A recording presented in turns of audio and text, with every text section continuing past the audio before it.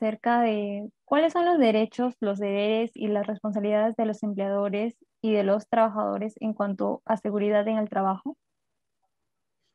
Bien, primero quería agradecer a Foro por la invitación, a ti Leslie, también por pensar en mí para conversar en temas de seguridad y salud en el trabajo, que son un tema sumamente importante, más aún en la crisis sanitaria en la que estamos. Y bien, respondiendo a tu pregunta en cuanto a los derechos y obligaciones de trabajadores y empleadores de cara a la seguridad y salud en el trabajo, vamos a empezar primero por conversar un poquito de los empleadores. Como nosotros sabemos, la ley y el reglamento de seguridad y salud en el trabajo ha tenido varios cambios a lo largo de su vigencia desde que entró, desde que fue promulgado, ¿no?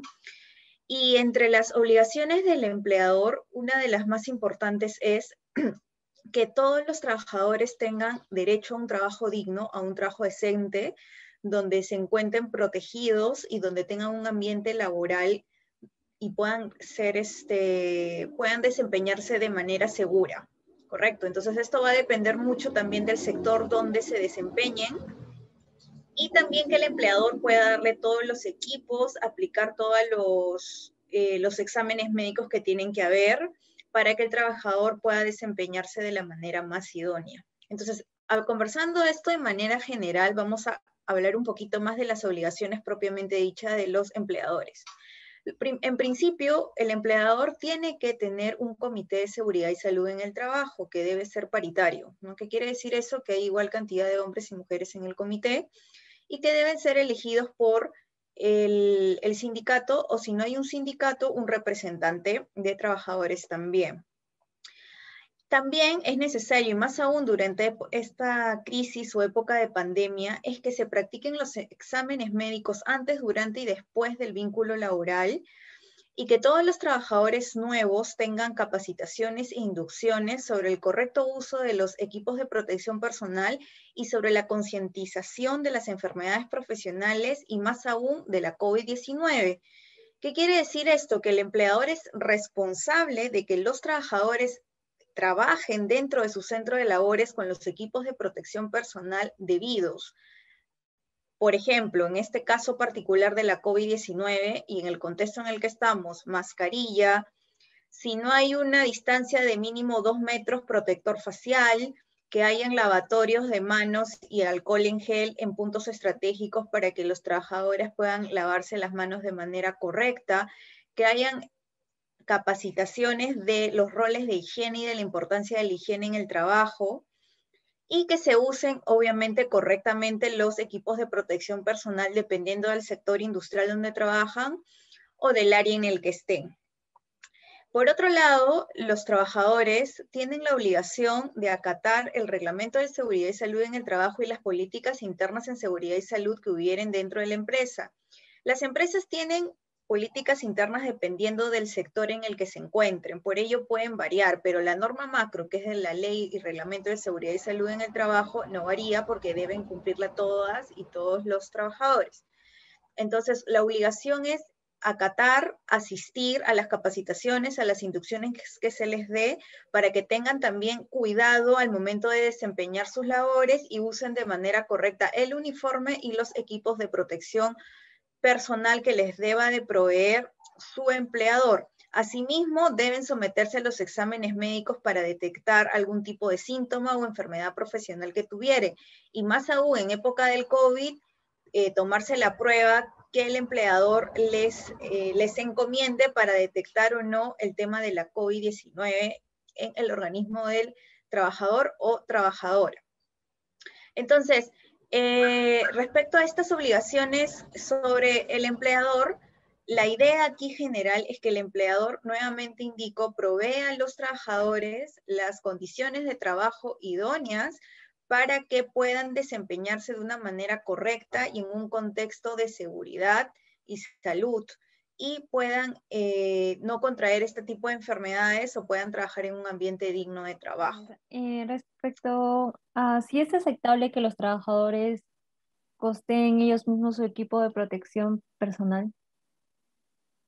Bien, esa es una pregunta sumamente importante porque el día de hoy y debido a la informalidad laboral que tenemos, muchas personas no saben o desconocen si deben de comprar sus implementos propios de seguridad y salud, ¿no? En este caso los EPP o equipos de protección personal.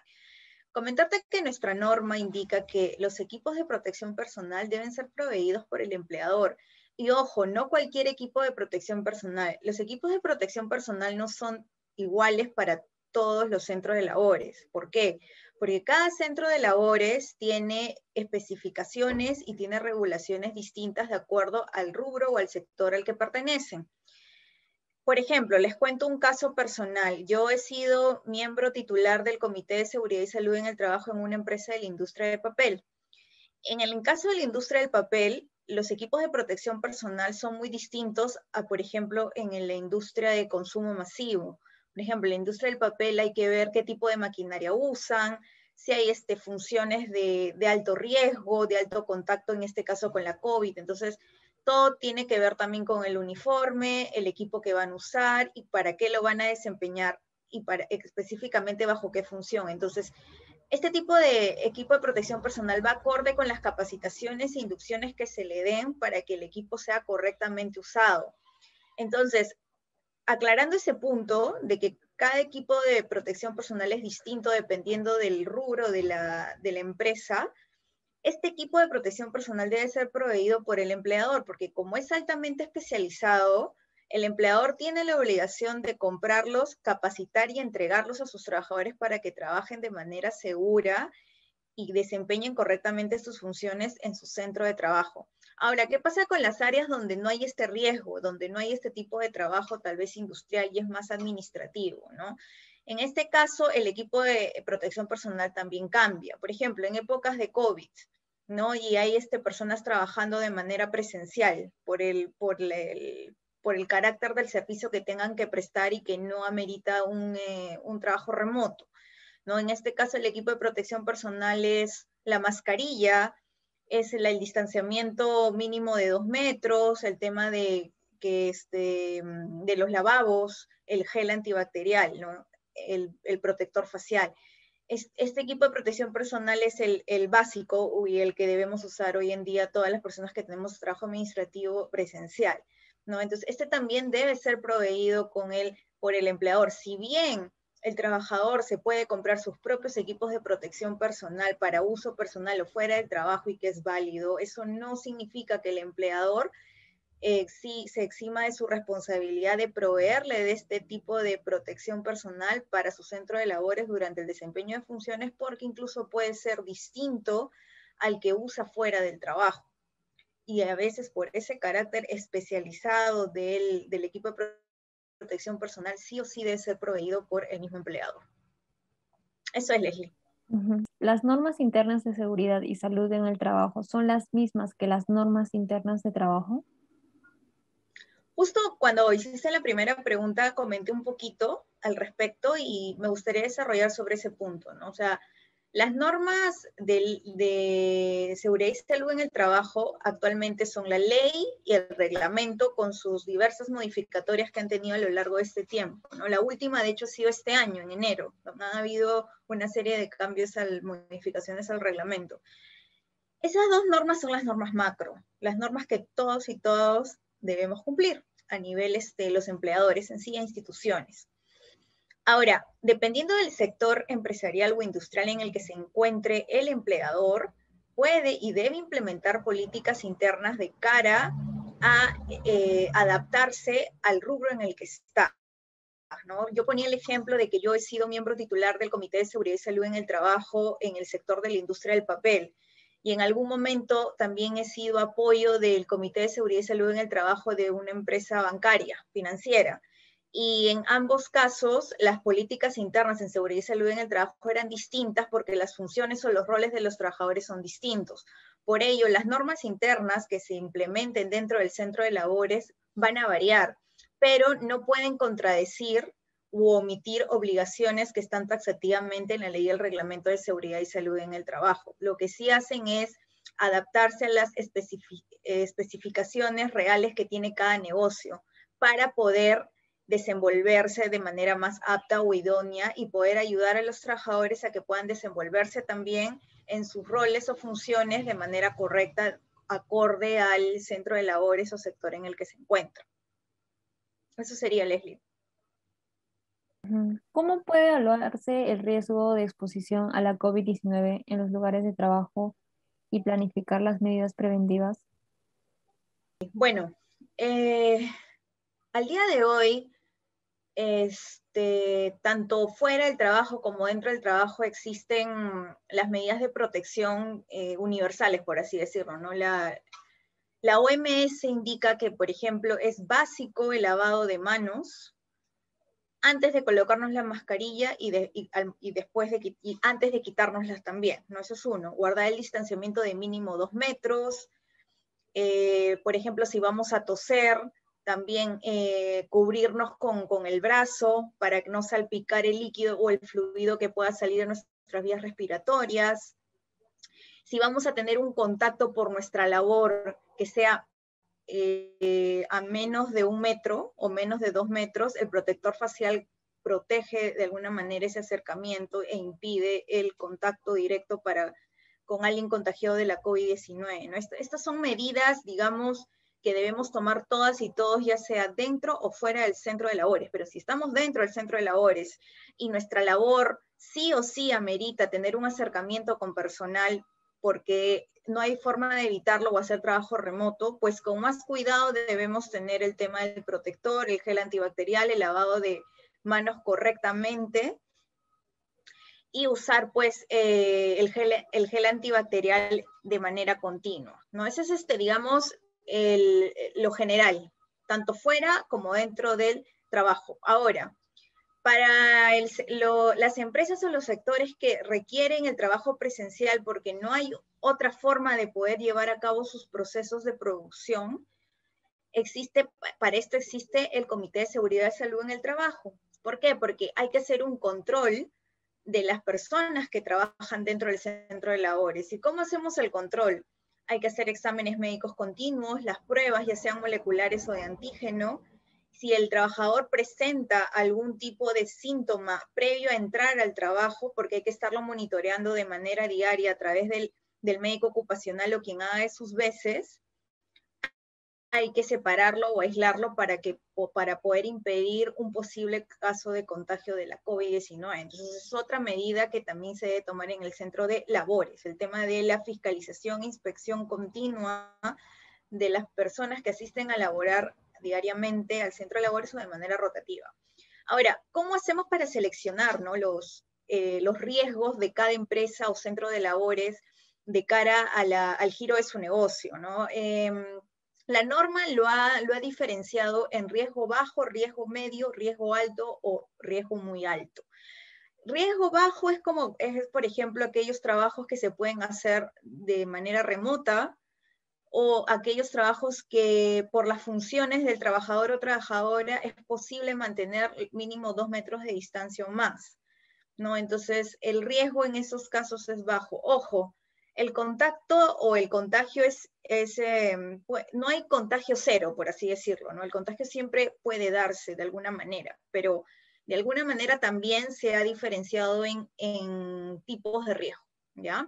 Entonces, el riesgo medio, por ejemplo, son esos trabajos donde sí requiere la presencia del trabajador o trabajadora y que de alguna manera te permite o hace que tengas contacto con el trabajador o trabajadora, con tu empleador y tal vez a menos de 1 metro de distancia, ¿no? Entonces, en esos casos hay riesgo medio, pero ¿por qué es medio? Porque el contacto no es continuo, puede ser a veces, puede ser esporádicamente, ¿no? Entonces, por eso hay también el uso del equipo personal de trabajo como el protector facial, por ejemplo, y que aplican ya los empleadores, es necesario para este tipo de trabajo de riesgo medio. ¿Y cuáles son los de trabajo alto, el riesgo de trabajo alto, muy alto, ¿no? Por ejemplo, el personal médico, el personal de bomberos, la Policía Nacional del Perú, y todos los trabajadores que dan servicio a la ciudadanía en general y que sí o sí amerita trabajo presencial y que el contacto es continuo, diario y totalmente permanente, ¿no? Estos son casos de riesgo alto, muy alto, de contagio o del tema de estar más expuesto a la COVID-19 y que, por ejemplo, en estos casos el tema de equipo de protección personal es sumamente más estricto, también por el contacto directo que hay, ¿no? Entonces, en base a esta clasificación, es que se puede diferenciar si nos encontramos bajo, riesgo medio o riesgo alto o muy alto. ¿Cuáles serían las medidas claves de protección contra la COVID-19 que deben tomarse en todos los lugares de trabajo? Sí, justo como conversábamos, Leslie, la pregunta anterior, todos los empleadores, sin distinción alguna, deben tener, en principio, cumplir con el plan de seguridad y salud en el trabajo que ya tienen debidamente aprobado por las entidades pertinentes, ¿no? Dicho plan abarca a qué tipo de riesgo están expuestos sus trabajadores, qué se está haciendo para paliar esta situación. Por ejemplo, el uso correcto de los equipos de protección personal, se han implementado nuevos lavabos en puntos estratégicos del centro de labores, si tienen un plan de capacitación y de concientización sobre el tema de inducciones o talleres para enseñarle a sus trabajadores sobre el uso correcto tal vez de una mascarilla, de un protector facial, en qué momento se debe usar, cuándo se debe dar aviso al empleador si presento algún tipo de síntoma de alguna enfermedad profesional, si tengo síntomas de la COVID-19, qué tengo que hacer, a quién tengo que avisar, a dónde tengo que ir, si tengo que ir a trabajar. Entonces, el tema de talleres, el tema de concientización a los trabajadores de parte del trabajador es sumamente importante actualmente para poder informar al equipo cuál es la gravedad del asunto en estos casos, ¿no? Y el uso obligatorio del equipo de protección también, ¿no? Entonces, la idea es esa, concientizar a los trabajadores al respecto. Y por otro lado, el médico ocupacional o quien haga sus veces tiene que fiscalizar e inspeccionar los exámenes médicos, tiene que hacerle evaluaciones continuas a los trabajadores que están en contacto directo, ¿no? Ahora, aquí también es importante recalcar un tema. Los exámenes médicos e información médica es de carácter confidencial a fin de proteger los datos personales de las y los trabajadores. Por ello, el médico tratante o el médico ocupacional debe guardar estricta reserva sobre información no pertinente a informar al superior jerárquico, en este caso al empleador. Por ello, se debe usar la información únicamente relevante a informar al empleador para que el empleador pueda tomar acciones al respecto, como por ejemplo, ¿no?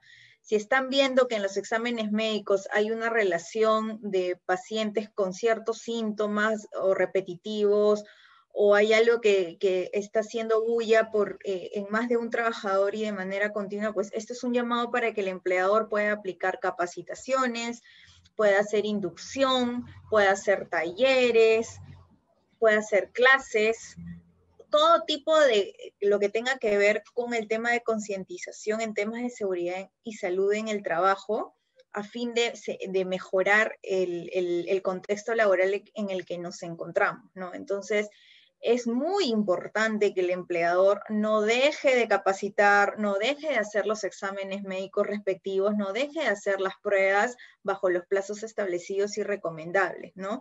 Y que el trabajador o trabajadora tome conciencia de que estos exámenes, de que la información que brindes cuando le hacen alguna pregunta, si ha presentado algún síntoma, si en los últimos días has estado en contacto con alguien con la COVID-19 fuera del trabajo, o sea, hay que concientizar que debe dar información correcta, que no tema tal vez por su futuro laboral con su empleador, porque a veces pasa de que mienten porque temen perder el trabajo, ¿no? Entonces, para eso también está la parte de concientización a los trabajadores de que legalmente esto no es así, de que legalmente no van a sufrir un despido, digamos, porque se contagiaron de la COVID-19, ¿no? Y esto también es tarea del empleador de que informe sobre los derechos que tuvieran los trabajadores en caso de un contagio de la COVID-19, ¿no? Hay que dar toda una explicación, porque la verdad que muchos desconocen y por eso he visto casos donde mienten para poder seguir trabajando y al final pues resulta todo este tema del contagio masivo que puede haber en un centro de trabajo, ¿no? Que puede traer consecuencias bastante tristes. Y por último, ¿es posible que el empleador sea responsable por la muerte del trabajador por COVID-19 contraído en la empresa? A ver, eh, nuestra ley y reglamento de seguridad y salud en el trabajo indica que hay que evaluar el caso concreto de la enfermedad profesional u ocupacional. Ahora, habría primero que evaluar si la COVID-19 al día de hoy es una enfermedad ocupacional o profesional. Y para evaluar eso hay que determinar si el COVID ha sido contraído dentro del centro de labores. Si hubiese sido contraído dentro del centro de labores, ¿y cómo se puede comprobar eso? Por ejemplo, la SUNAFIL puede hacer una verificación o inspección viendo si efectivamente ha cumplido con todos los protocolos de seguridad e higiene, ¿no? Lo que conversábamos hace un rato. Hay lavatorios en lugares estratégicos, ha hecho un plan de capacitación de cara a la concientización para no contraer el virus de la COVID-19, ha entregado equipos de protección personal en buen estado y de calidad, ¿no? Una serie de cosas para evaluar si efectivamente ha habido un plan de cara por parte del empleador en evitar la COVID-19 y también verificar si ha estado haciendo las pruebas, si hay un listado de contagiados, etcétera, ¿no? Entonces, en principio, si se logra comprobar de que el empleador no estaba aplicando los protocolos y se logra también comprobar de que el trabajador ha sido contagiado dentro del centro de labores, sí hay una responsabilidad legal por parte del empleador de cara al trabajador por el contagio y posterior muerte de la COVID-19. Entonces, la única forma de que no tuviera responsabilidad el empleador en estos casos es que realmente demuestre que su trabajador o trabajadora no ha sido contagiado por la COVID-19 en su centro de labores, ¿no? Entonces, ahí sí hay que evaluar el caso concreto. Hay que evaluar mucho el caso concreto, considerando que la COVID, pues es una enfermedad que ya está en todas partes, es un virus que está en todas partes. Entonces, hay que diferenciar muy bien en qué momento se contagió, los días que tiene del contagio, si se le hicieron pruebas previas al trabajador, si les estuvo preguntando si tuvo síntomas previos, si había enfermos de la COVID-19 en su entorno. No, hay que hacer todo un tema de investigación del caso concreto para determinar si efectivamente se dio dentro del centro de trabajo el contagio. Como repito, si se demuestra ello, habría responsabilidad por parte del empleador y tocaría entregar una indemnización por daños y perjuicios. Si se demuestra lo contrario, no habría responsabilidad porque el trabajador o trabajadora se contagió fuera del centro de labores. Muchas gracias, Vanessa. Es un tema muy extenso y la verdad es que todavía falta profundizar sobre ello. Como dices, Leslie, el trabajo es bastante extenso. Como te digo, cada rubro empresarial tiene políticas internas distintas y hay una gran tarea también por parte de los comités de seguridad y salud en el trabajo, ¿no? Que tienen que velar por el bienestar de todos los trabajadores y más aún en una época tan delicada como la que estamos, ¿no? Entonces, igual he tratado de resumir en los puntos principales conforme a tus preguntas para poder llevar un mensaje tal vez general, pero siempre con la consigna pues de siempre seguirnos informando, actualizando, de cumplir pues con todo lo que la norma indica y pues la idea aquí es protegernos, ¿no? Proteger la vida y la salud de todos y todas las trabajadoras y trabajadores. Y bueno, también Leslie, quería agradecerte nuevamente por la invitación también a Foro Académico. Yo tengo mucho cariño a esta organización. Yo hace muchos años también he sido parte de la asociación, así que estoy muy contenta de poder apoyar de alguna manera en informar a la comunidad con mis conocimientos en estos temas.